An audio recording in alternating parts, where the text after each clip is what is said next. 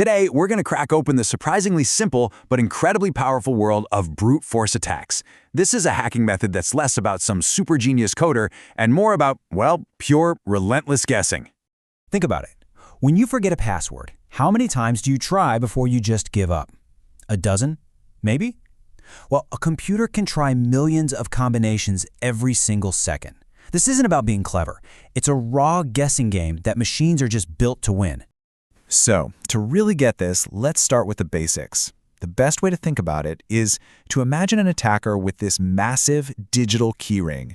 And on that keyring is literally every possible key you could think of. Their whole goal is to find the one that unlocks your account. And they have all the time in the world to try every single one.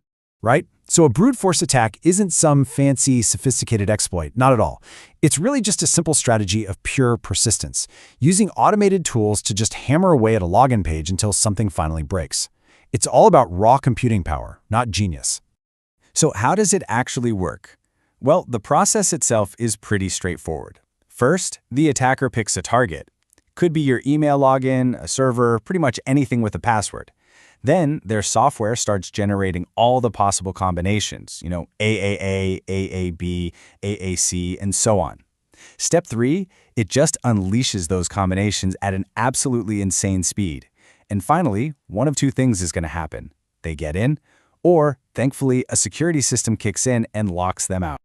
Okay, but here's the thing. Attackers aren't just mashing the keyboard randomly.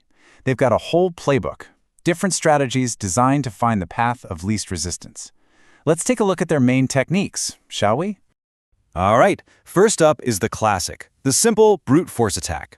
And this is exactly what it sounds like. The software literally tries every single possible combination of characters. Starts with A, then B, C, then moves on to AA, AB, you get the idea. It is exhaustive. And honestly, against short passwords, it's brutally effective.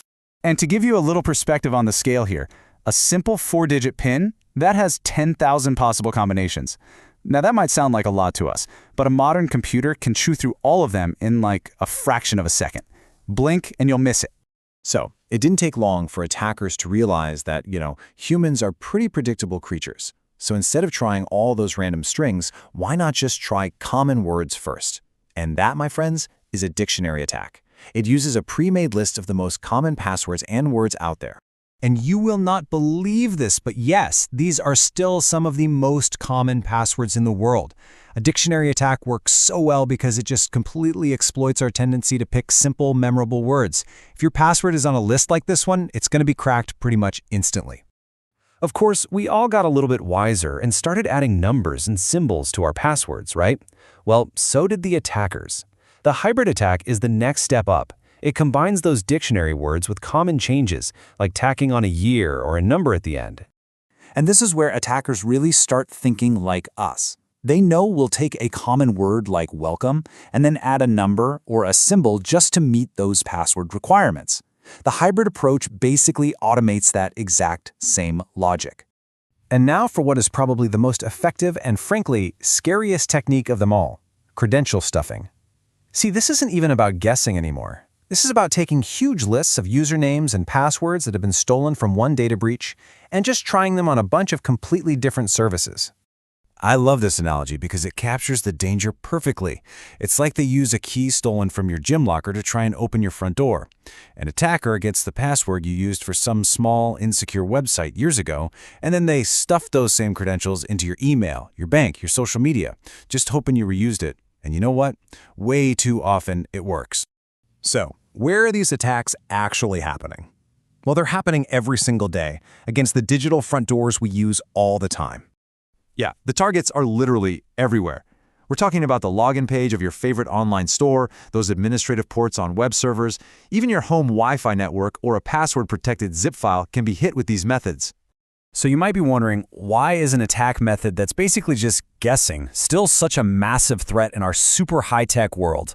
Well, the answer is kind of chilling. It's all about its simplicity. What makes it so incredibly dangerous is that it doesn't need some sophisticated zero-day vulnerability. It's super easy to automate across thousands of targets at once, and it will always work against a weak or reused password. It's a numbers game. Plus, the slower, more patient attacks can fly completely under the radar for a long, long time. This table really lays out the battle between the attacker and the defender. On one side, things like password length and complexity, they make the guessing game a lot harder. But on our side, we have these really powerful defenses, like account lockouts and multi-factor authentication, that can pretty much stop the game in its tracks. Okay, that's enough doom and gloom about the problem. Let's talk about the solution. How do we actually build up strong defenses and properly lock our digital front doors against these kinds of attacks?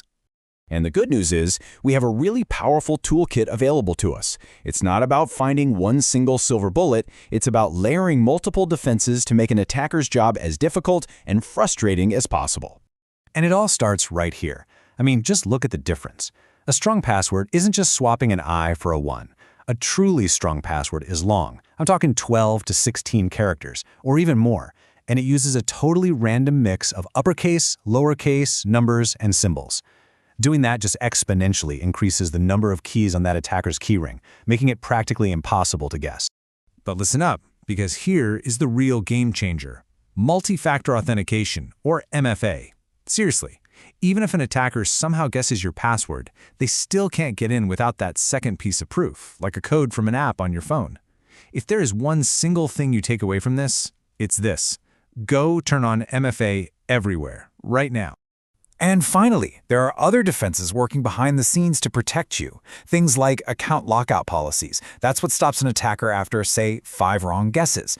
Rate limiting slows them down to a painful crawl. And yeah, does annoying "I'm not a robot" tests, or CAPTCHAs, they are specifically designed to block the automated tools that these attacks absolutely rely on.